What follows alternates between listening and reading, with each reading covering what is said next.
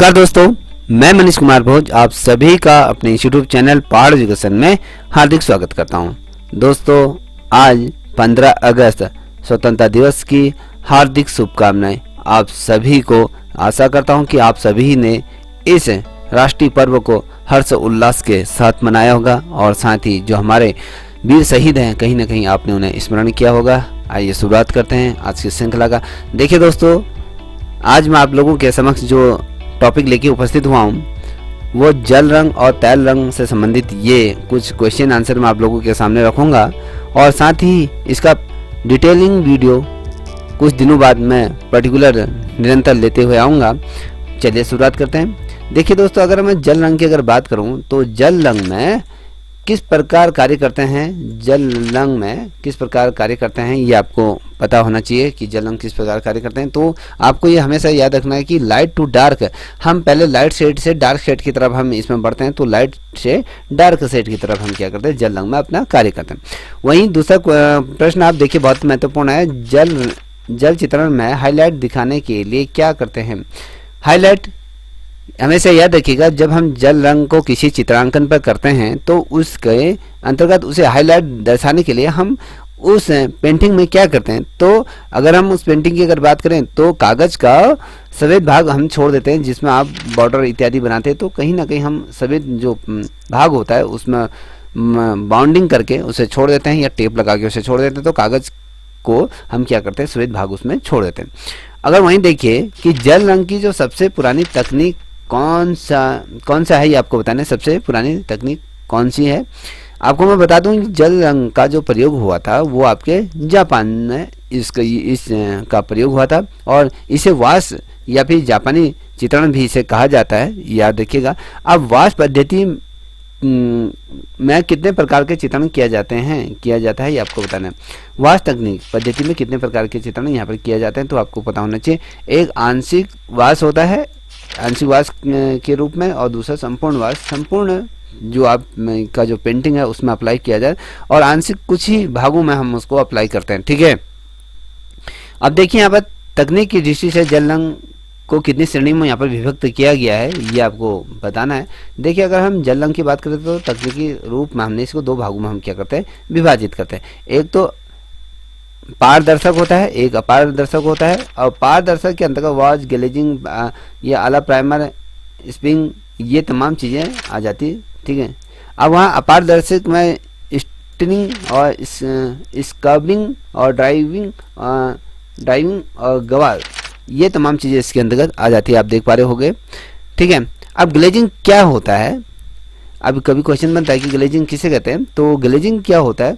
देखिए, रंग की एक परत सूख जाने पर दूसरी परत पारदर्शक परत लगाना जिसे नीचे की परत दिखाई दे, ठीक है। अब ये है, देखिए हम क्या करते हैं जब ग्लेजिंग करते हैं तो रंग की एक परत हम क्या करते हैं, लगाते हैं। ये जब सूख जाती है तो उसके बाद हम उसको दूसरी परत उसमें क्या करते हैं, अप्लाई करते हैं और लगाते हैं, जिससे कि जो नीचे की परत है वो दिखाई आराम से दे सके, अच्छी तरह से वो दिखाई दे, ठीक है।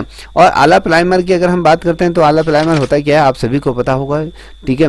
आला प्राइमर एक ही कोट में संपूर्ण चित्र को एक बार में पूरा करना होता है इसको, ठीक है। अगर हम पेंटिंग कर रहे हैं तो पहले हम एक ही कोट में संपूर्ण, या कैनवास पे कर रहे हैं किसी चीज़ में भी कर, तो हम इसको पूरी तरह एक कोट में इसको पूरी तरीके से चित्र को में पूरी तरीके से हम इसमें अप्लाई करते हैं, उसके बाद हम तमाम चीज़ें उसमें करते हैं। स्टेपलिंग ये क्या है, अगर हम बात करें इसमें क्या होता है, रंग के छोटे छोटे बिंदु आपस में रखना, क्या है, बिंदु वर्तना इसे कहा जाता है। ड्राइविंग ये क्या होता है, सूखे धरातल पर बिना तेल के माध्यम से तुलिका में हम क्या करते हैं, कार्य करने की हम उसको रंग लगाते हैं, उसमें कार्य करने की हम कहीं ना कहीं कोशिश करते हैं। अब जो स्कल्पलिंग के बारे में अगर हम जाने तो ये क्या होता है, एक रंग के मौजूद परत पर सूखे ब्रश के साथ पेंट की एक परत, पतली सी परत हम उसमें अप्लाई करते हैं, याद रखिएगा, ठीक है। जब ये क्या होता है, जब पूरी तरीके से जब हम कलर को अप्लाई करते हैं, कलर को जब अप्लाई करने के बाद पहली परत जो होती है उस परत को जब सूख जाती है तो ब्रश के साथ हम क्या करते हैं, एक हल्की सी पतली सी परत उसमें हम क्या करते हैं, लगाने की हम यहाँ पर कोशिश करें, ठीक है। स्पैलिंग ये क्या होता है इसको भी थोड़ा समझ लीजिएगा।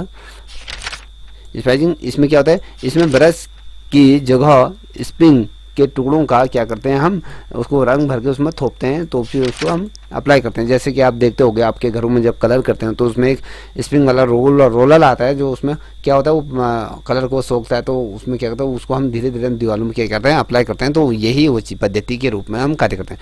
देखिए, जल रंग में कौन सा रंग मिलाने पर पारदर्शी खत्म हो जाती है या नष्ट हो जाती है, ये आपको बताना। देखिए, सफ़ेद कलर जब हम मिलाते हैं तो उसकी पारदर्शिता क्या होती है, खत्म हो जाती है एकदम, ठीक है।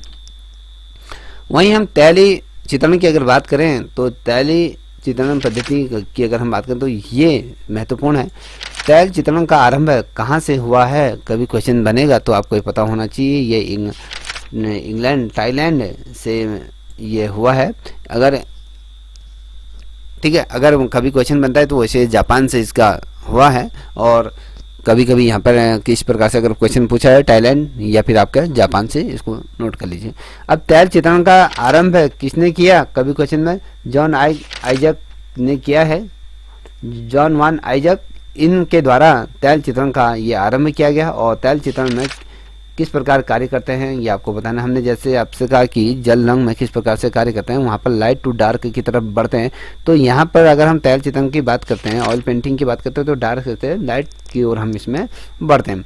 और साथ ही तैल चित्रण का माध्यम क्या है, कभी क्वेश्चन बनता है, अगर हम कौन से माध्यम से तैल चित्रण को अप्लाई करते हैं, इसका देखिए, इसमें अलसी का तेल होता है और तारपीन का तेल होता है और वार्निश, ये इन चीज़ों को हम क्या करते हैं, इन चीज़ों से हम क्या करते हैं, तैल चित्रण को अप्लाई करते हैं।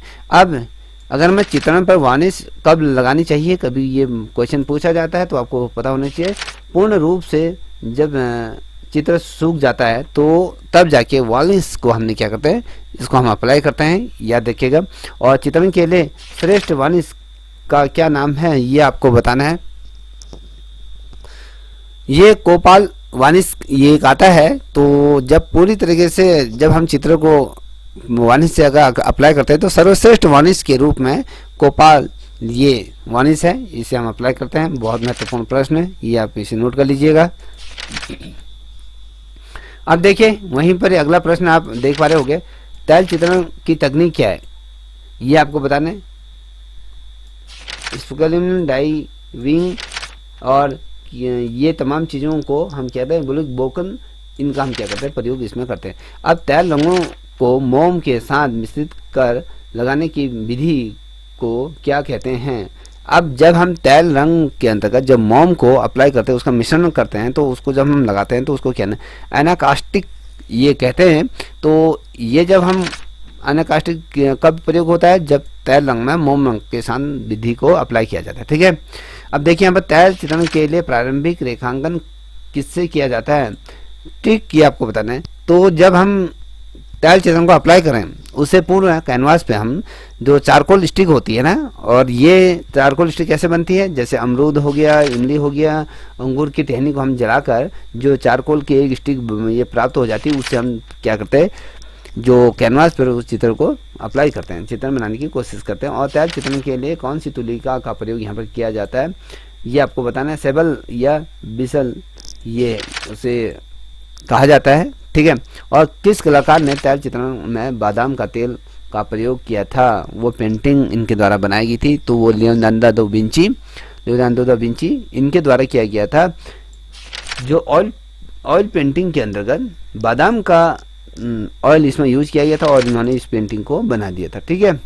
अब देखिए, सबसे पहले चित्र निर्माण में तैल के प्रयोग का प्रमाण कहाँ मिलता है, कहने का मतलब है कि भैया जिस समय कि हमें कहाँ से ऐसे साक्ष्य मिलते हैं कि सबसे पहले ऑयल पेंटिंग का प्रयोग के प्रमाण हमें किस स्थान पर मिलते हैं, तो ये आपका अफगानिस्तान की गुफाओं में, ठीक है, बगियाम अफगानिस्तान में ये गुफा है, तो वहाँ पर ये मिलता है, इसका स्रोत हमें वहाँ पर देखने को मिलते हैं, ठीक है। ये एक छोटी सी श्रृंखला आप लोगों के सामने रहता है। तो ये क्योंकि आजकल ऑनलाइन क्लासेस चल रही हैं तो इसमें वीडियो नहीं आ पा रही हैं, क्योंकि वहाँ पर बच्चों को विस्तार पूर्वक एक ही चीज़ों को बताया जाता है, छोटी छोटी चीज़ें, तो यहाँ पर फिर वो चीज़ दोबारा रिपीट करना बड़ा मुश्किल होता है। कोशिश रहेगी कि प्रत्यक्ष तौर पर वीडियो लेके आऊँ, ठीक है, जो ऑनलाइन क्लासेस लेना चाहते हैं वो संपर्क कर सकते हैं। ठीक है, तब तक के लिए इतना ही। जय हिंद, जय भारत, जय।